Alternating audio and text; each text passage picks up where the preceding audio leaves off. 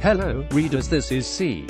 You take a deadly pathogen like the influenza, SARS, or MERS virus and make it even deadlier.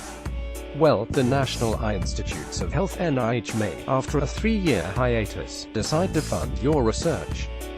Which raises the question why. The goal here is to develop strategies and effective countermeasures against rapidly evolving pathogens that pose a threat to public health, the NIH explains. That is, so-called gain-of-function research in pathogens may help scientists anticipate how viruses may spread and evolve, and therefore how to stop them from leading to unmanageable pandemics. The NIH's funding pause on such studies went into effect in October 2014 but has now been lifted. Still, the very idea likely sounds like a horror movie, which is why the NIH has listed out detailed criteria for what kind of lethal virus research would make the cut for government funding. We have a responsibility to ensure that research with infectious agents is conducted responsibly and that we consider the potential biosafety and biosecurity risks associated with such research, said NIH Director Dr. Francis Collins in a statement. I am confident that the thoughtful review process laid out by the HHSP 3.0 framework will help to facilitate the safe, secure, and responsible conduct of this type of research in a manner that maximizes the benefits to public health. For instance, the research would have to be both ethically and scientifically justified. You can't just go around enhancing any old virus, it would have to be one that feasibly poses a threat to humans. And institutions involved in conducting such studies would have to prove they have the technology and protocols to carry it out safely. Pandemics like the 2014 Ebola outbreak, or the wildfire spread of MERS, SARS, and flu are difficult to contain once they've already infiltrated human population centers, which is why global health experts have urged new research and incentive models to prevent pandemics from occurring in the first place. Making lethal viruses deadlier in a controlled setting could be one part of that effort, in the NIH's eyes. Read on for the day's news. C. Mukherjee at the_C_guy@Mukherjee at fortune.com. Gene editing fixes deafness in mice. In the latest advance for CRISPR gene editing, scientists have for the first time been able to prevent hearing loss in mice by fixing a defective gene. Howard Hughes Medical Institute's HHMI David Liu and his team used CRISPR-Cas9 to snip out the bad TMC1 gene copy in mice and successfully prevented them from going deaf.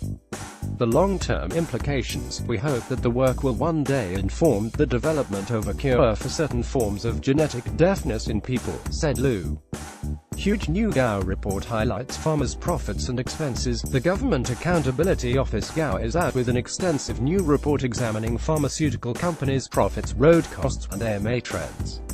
Some standout numbers: sales revenue increased from $534 billion to $775 billion between 2006 and 2015.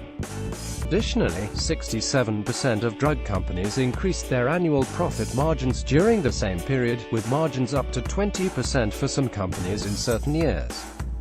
Drug industry spending for research and development increased from $82 billion in 2008 to $89 billion in 2014. Another tidbit: among the largest 25 drug companies, annual average profit margin fluctuated between 15 and 20%. For comparison, the annual average profit margin across non-drug companies among the largest 500 globally fluctuated between 4 and 9%. The entire report is worth perusing. Gao gene therapy upstart Orchard raises $110 million. Gene therapy has been the name of the biotech game in 2017, and another firm is raising mounds of cash to develop treatments in the field. Orchard Therapeutics on Wednesday announced a $110 million second funding round to help it launch and manufacture a gene therapy treatment for a rare inherited disorder.